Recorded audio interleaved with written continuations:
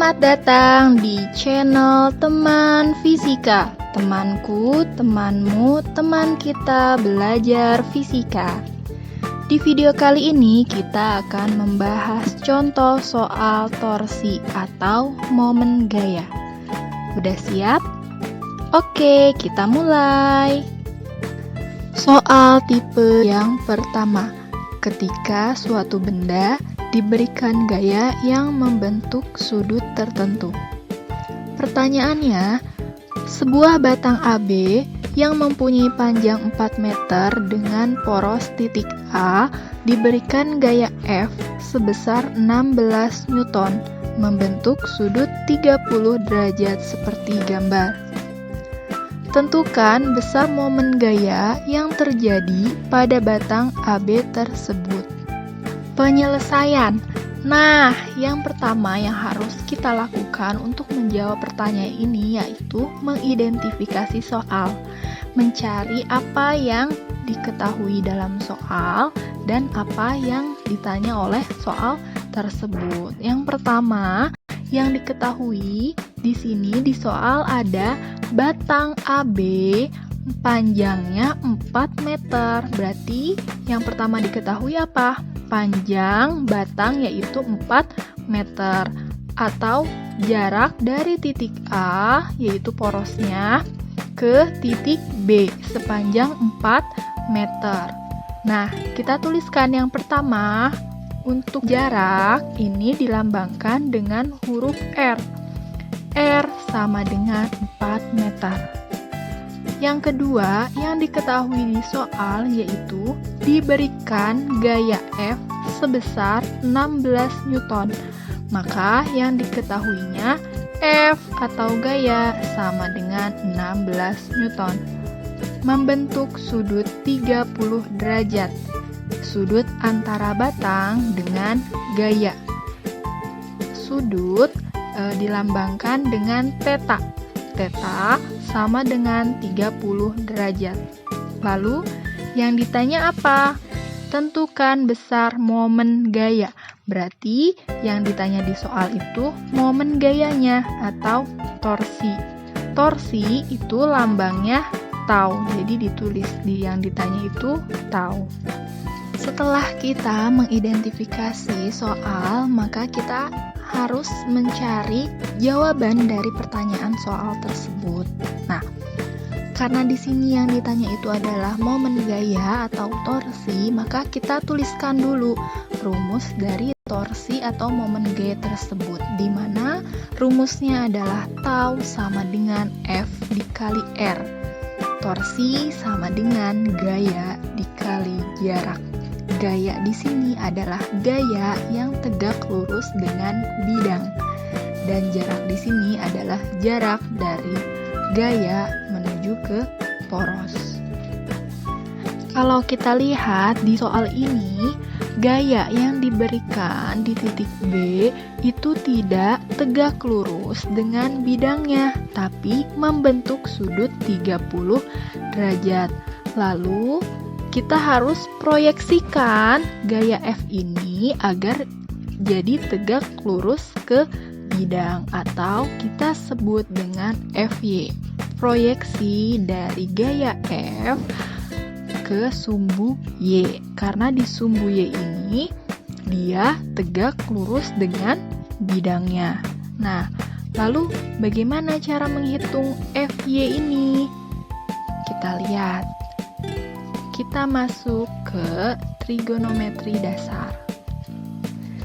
Kalau kita lihat di sini, sudut yang mengapit antara bidang dengan gaya yang besarnya 30 derajat itu akan sama dengan sudut yang di seberangnya.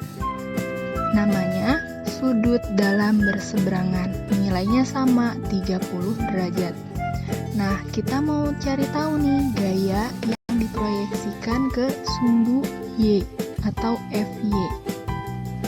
Nah, seperti yang kita tahu kalau sin theta itu sama dengan depan per miring atau depannya apa? FY per miringnya itu Jadi sin theta sama dengan FY per F.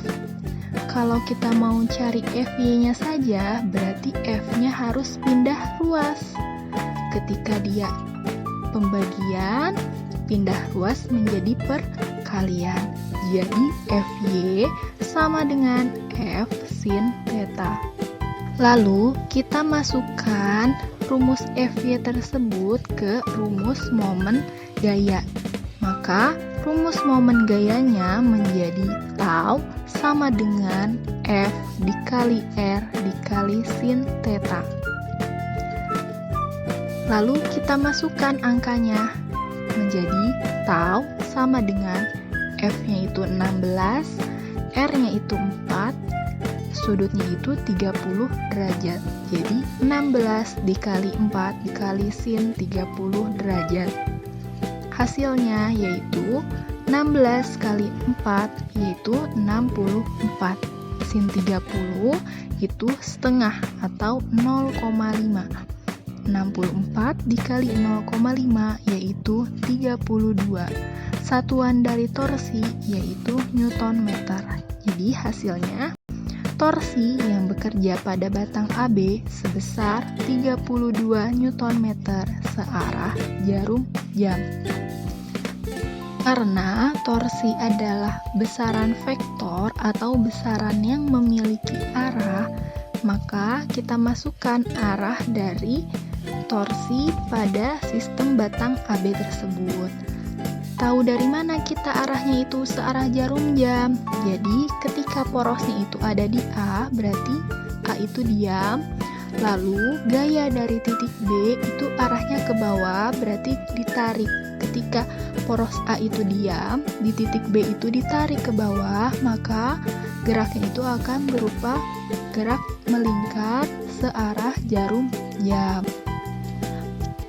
Kita masuk soal tipe kedua. Ketika dalam benda tersebut banyak gaya yang bekerja terhadapnya. Pertanyaannya, pada sebuah batang bekerja beberapa gaya seperti gambar di bawah.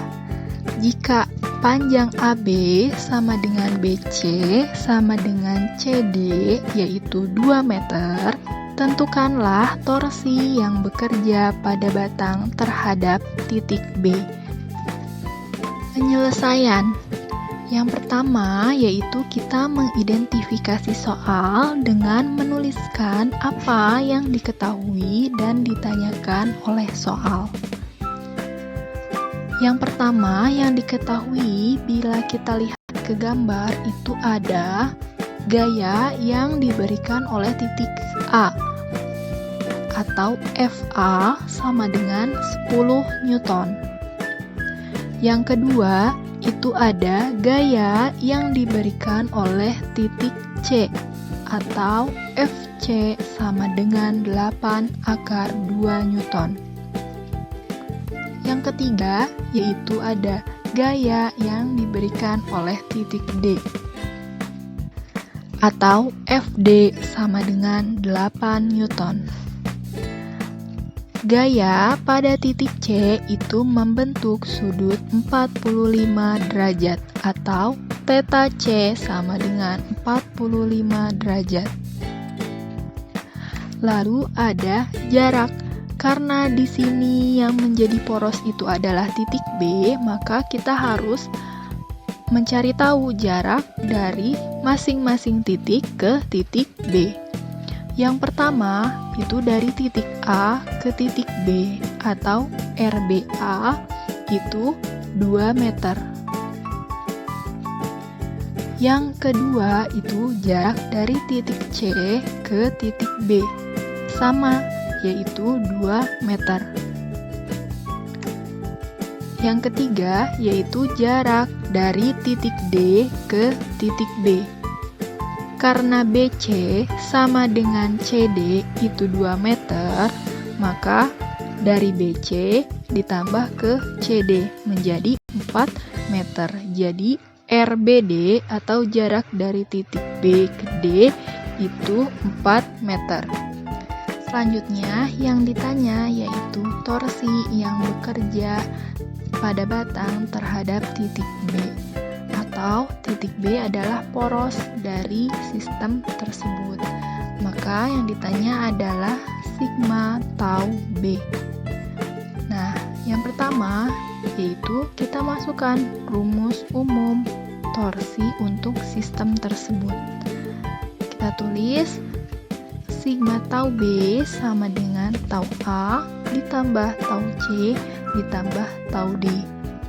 Jadi kalau misalnya ada banyak gaya dalam satu sistem, rumus umumnya adalah penjumlahan dari masing-masing torsi yang bekerja pada sistem tersebut.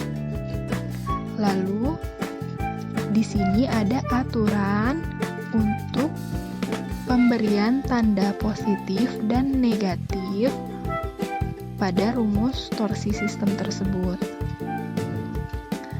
Nah, aturannya yaitu akan bernilai positif jika gaya itu menyebabkan benda tersebut bergerak berlawanan arah jarum jam, dan akan bernilai negatif jika gaya tersebut membuat benda bergerak searah dengan jarum jam. Kita tinjau dari masing-masing gaya yang diberikan. Gaya yang pertama, kita perhatikan gaya pada titik A. Gaya pada titik A itu arahnya ke atas. Dan ingat, porosnya itu ada di titik B. Jadi kita bayangkan ketika gaya pada titik A itu ditarik ke atas, maka benda tersebut akan bergerak searah dengan jarum jam. Maka perumusannya menjadi negatif tau A atau negatif FA dikali RBA. Yang kedua, gaya yang kita tinjau yaitu gaya yang terdapat pada titik C. Gaya pada titik C ini membentuk sudut 45 derajat terhadap bidang. Maka kita harus memproyeksikan dulu gaya di titik C ke sumbu Y agar gaya dengan bidang membentuk sudut 90 derajat atau saling tegak lurus. Setelah kita proyeksikan, maka kita bayangkan jika kita tarik ke atas gaya dari titik C karena arah panahnya ke atas dan porosnya di B, maka benda akan bergerak berlawanan dengan arah jarum jam. Maka nilai torsi untuk gaya pada titik C akan bernilai positif atau tau C sama dengan FC dikali RBC dikali sin theta karena dia membentuk sudut 45 derajat. Gaya ketiga yang kita tinjau yaitu gaya pada titik D, di mana gaya pada titik D ini arahnya ke bawah. Jika porosnya itu adalah titik B, lalu kita tarik gaya pada titik D, maka benda akan bergerak searah dengan jarum jam. Maka nilai torsi untuk titik D itu akan bernilai negatif atau tau D sama dengan negatif FD dikali RBD. Maka kita dapat rumus baru. Sigma tau B sama dengan min FA dikali RBA ditambah FC dikali RBC dikali sin theta dikurangi FD dikali RBD. Lalu kenapa yang B itu tidak kita tinjau? Karena titik B merupakan poros dari sistem tersebut. Jadi karena dia poros, dia tidak memiliki jarak terhadap poros, sehingga jaraknya akan bernilai 0. Ketika jaraknya bernilai 0, maka torsinya juga bernilai 0. Maka gaya-gaya yang kita tinjau itu adalah gaya-gaya dari titik A, C, dan D.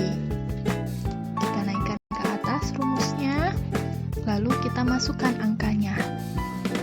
Jadi negatif, FA-nya 10, RBA-nya 2, ditambah FC itu 8/2, RBC-nya 2, sin theta, sin 45 derajat itu setengah akar 2, dikurangi FD itu 8 Newton dan RBD-nya itu 4 meter. Lalu kita hitung hingga hasilnya sigma tau B sama dengan minus 20 ditambah 16 minus 32. Hasilnya adalah minus 36 Newton meter. Jadi, torsi yang bekerja pada sistem batang tersebut sebesar 36 Newton meter searah jarum jam. Tanda negatif menunjukkan bahwa benda tersebut bergerak searah jarum jam. Oke, cukup sekian video contoh soal torsi atau momen gaya ini. Semoga bermanfaat. Kita ketemu lagi di video-video selanjutnya.